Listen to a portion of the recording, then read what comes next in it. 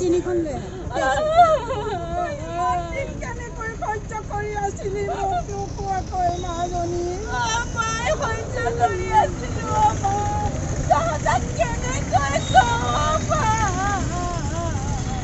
মোক বিয়াৰ পিছদিনাখনৰ পৰাই অত্যাচাৰ কৰিছে কংকনা আৰু জয়াক পাতি নাছিলো মোৰ সিহঁতলে বৰ মনত পৰিছে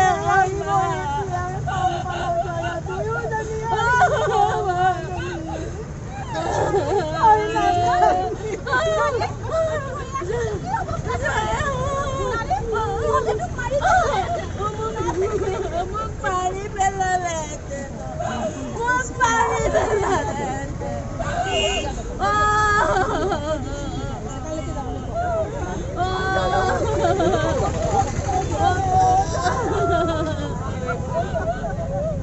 মই কি দুখ কৰিলো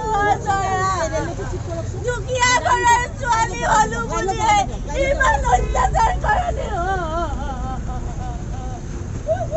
যৌতুকৰ কাৰণে সিহঁতে মোক এনেকুৱা অৱস্থা কৰিলে আৰে মই মানুহৰ মাজত থাকি ভাল পাওঁ মানুহক সহায় কৰি ভাল পাওঁ এয়াই মোৰ দুখ হ'ল নেকি জয়া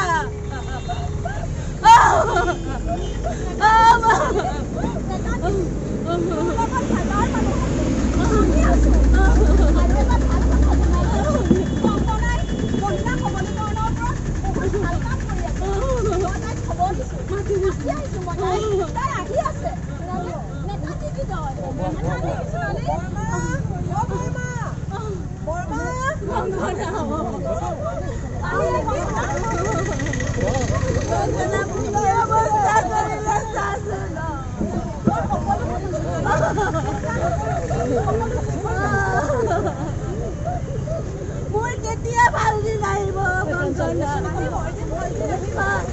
বছৰ ধৰি সেইখন ঘৰত মই কি কৰোঁ এইখন সমাজত নাৰীৰ ওপৰত আমি জাগ্ৰত হ'ল দয়া আজিৰ দিনৰ নাৰী হৈও তই কেনেকৈ ইতিহাসত কথা সকলে তোৰ কাত দহি অত্যাচাৰ চলাব স্বামীৰ বেমাৰত মই নাৰ্ছিং হোমত পঠাওঁ ৰাতিপুৱাৰ পৰা ৰাতিলৈ মই সকলো কাম কৰি যাওঁ আৰু ভনীয়েকৰ বিয়াত মই সমস্ত কাম কৰোঁ তথাপিও মই বদনামী হৈ যায়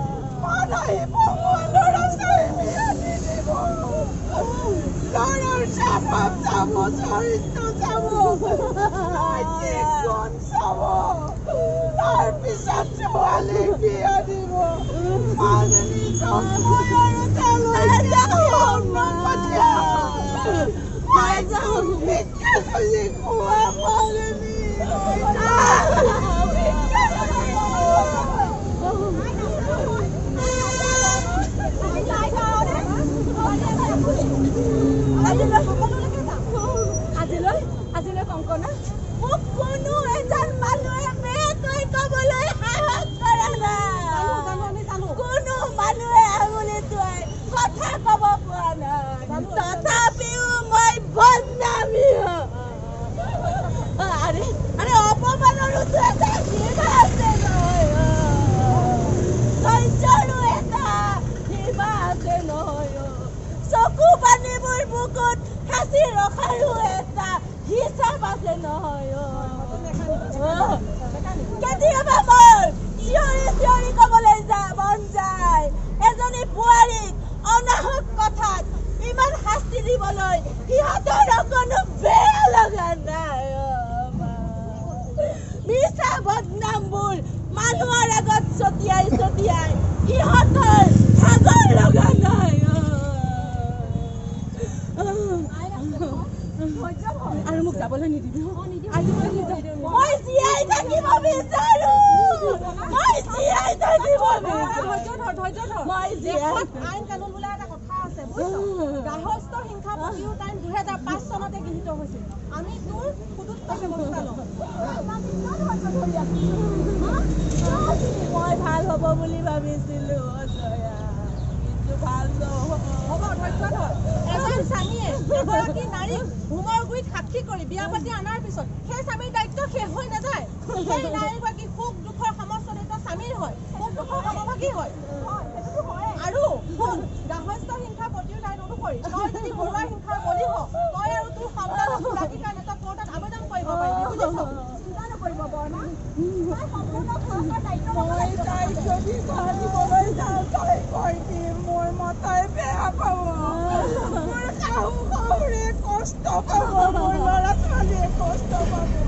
কোনোদিন তাই মোৰ লগত মোৰ গৃহলৈ নাহ আজি মাজুলী বিলাইছি কোনে ৰক্ষা কৰিব কোনে চাব বৰ্তমান সমাজত নাৰী নিৰ্যাতনৰ মূল কাৰণ হৈছে যৌতুক কম বয়সত বিয়া হ'লে ছোৱালীজনী দুখীয়া হ'লে আৰু স্বামী অনাথী হ'লে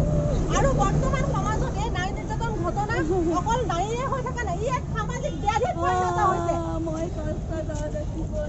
গতিকে আমি সকলোৱে একেলগে কাম কৰিব লাগিব ষ্টেপ বাই ষ্টেপ কাম কৰিব লাগিব প্ৰথমতে আমি জোনালীক লৈ থানালৈ যাব লাগিব থানা জোনালীক এজাহাৰ ভিত্তিত চিকিৎসালয়লৈ লৈ যাব উপযুক্ত চিকিৎসা কৰাব কোনোবাই মোক কৈছে নে কেতিয়া বিয়া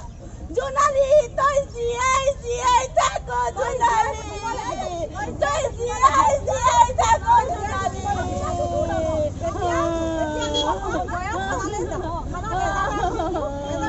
এইটো কেছ কোৰ্টত চলিব জোনালীয়ে